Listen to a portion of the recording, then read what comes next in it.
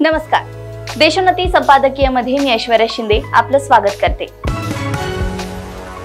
महाविकास आघाडीत मोठा भाऊ कोण याचे आपल्याकडून उत्तर देत ठाकरे गटाने किमान 22 जागांवर लढण्याची तयारी सुरू केली आहे। त्यापैकी 17 उमेदवारांची घोषणा देखील ठाकरे गटाने केली आहे।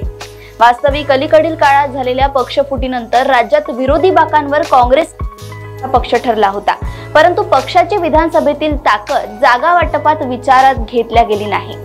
मागच्या लोकसभा निवडणुकीत जागा कोणत्या पक्षाकडे होती याचा प्राधान्याने विचार झाला। खरे तर मागच्या निवडणुकीत शिवसेनेकडून निवडून आलेल्या 18 पैकी 13 खासदारांनी उद्धव ठाकरेंची साथ सोडत एकनाथ शिंदेंना समर्थन दिले होते, परंतु ती संख्या आपलीच गृहीत धरून मागच्या वेळी शिवसेना 23 जागांवर लढली होती। याही वेळेस तितक्याच जागा आम्हाला हव्या असा उद्धव ठाकरे गटाचा आग्रह होता। चर्चेच्या अनेक फेऱ्या आणि वाटाघाटीनंतर बहुतेक मतदारसंघांबाबत तोडगा काढण्यात आला, परंतु 2-3 जागांवरील तिढा कायम होता आणि तो सुटण्यापूर्वीच उद्धव ठाकरे गटाने आपल्या उमेदवारांची घोषणा केल्यामुळे काँग्रेसची कोंडी झाल्याचे दिसतंय। ज्या जागांबद्दल वाद होता त्यात सांगली आणि वायव्य मुंबईच्या जागेचा समावेश होता। या दोन्ही जागांसाठी ठाकरे गटाने आपला उमेदवार जाहीर करत एक प्रकारे काँग्रेसला आव्हानच दिले आहे। सांगली हा काँग्रेसचा परंपरागत मतदारसंघ आहे। वसंतदादा पाटलांपासून काँग्रेसचा या मतदारसंघावर प्रभाव राहिलाय, त्यामुळे सांगलीची जागा आपल्याला मिळावी हा काँग्रेसचा आग्रह होता।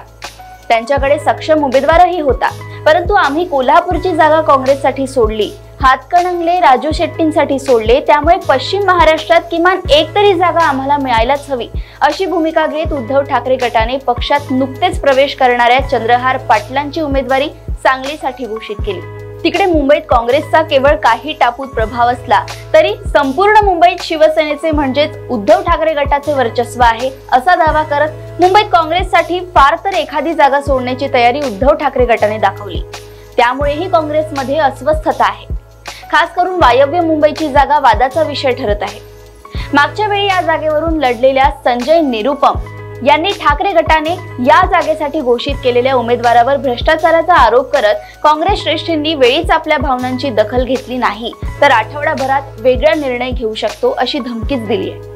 महाराष्ट्रातील काँग्रेस उद्धव ठाकरे गटाला शरण गेल्याचा गंभीर आरोप निरुपम यांनी केलाय। एकीकडे काँग्रेसचे नेते काही जागांसाठी अजूनही चर्चा सुरू असल्याचे सांगत असले तरी संजय राऊतांनी आता चर्चा संपली, उमेदवार घोषित झाले, उर्वरित 5 उमेदवारांचीही लवकरच घोषणा केली जाईल असे सांगत काँग्रेसच्या दबावाला बळी पडणार नसल्याचे स्पष्ट संकेत दिले आहेत। सांगली आणि मुंबईचा तिढा समोपचाराने सुटला नाही तर या आघाडीत बिघाडी होण्याची शक्यता नाकारता येत नाही। भिवंडीच्या जागेवरूनही काँग्रेस आणि शरद पवार गटामध्ये रस्सीखेच सुरू असल्याचे दिसते। म्हणूनच एकूणच महाविकास आघाडीत उद्धव ठाकरे गट आणि शरद पवार गटाने त्यांना अपेक्षित जागा मिळवल्याचे दिसते, परंतु काँग्रेसची मात्रा कुठेतरी कोंडी झाल्याचे चित्र समोर येत आहे। उद्धव ठाकरे गटाने आपल्या उमेदवारांची यादी घोषित केल्यानंतर राज्यातील काँग्रेसच्या ज्येष्ठ नेत्यांनी ज्या प्रकारच्या प्रतिक्रिया दिल्या त्या पाहता आघाडीत अपेक्षित सुसंवाद नसल्याचे दिसते। वास्तविक 2च दिवसांपूर्वी संजय राऊतांनी महाविकास आघाडीच्या उर्वरित सगळ्या उमेदवारांची घोषणा आघाडीचे नेते एकत्रित पत्रकार परिषद घेऊन करतील असे म्हटले होते, परंतु त्यांच्याच पक्षाने त्या पत्रकार परिषदेची वाट न पाहता वादग्रस्त जागांसह आपल्या उमेदवारांची घोषणा केली आहे। या संदर्भात संजय निरुपमांची प्रतिक्रिया प्रातिनिधिक म्हणायला हवी। काँग्रेसच्या दुसऱ्या-तिसऱ्या फळीतील अनेक नेत्यांची हीच भावना आहे।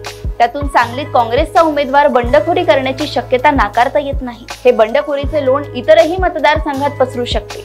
हा संभाव्य धोका लक्षात घेऊन तिन्ही पक्षांच्या नेत्यांनी समोपचाराने मार्ग काढणे गरजेचे आहे, परंतु संजय राऊत आणि काँग्रेसच्या काही नेत्यांची वक्तव्ये पाहता समोपचाराची शक्यता तशी कमीच दिसते।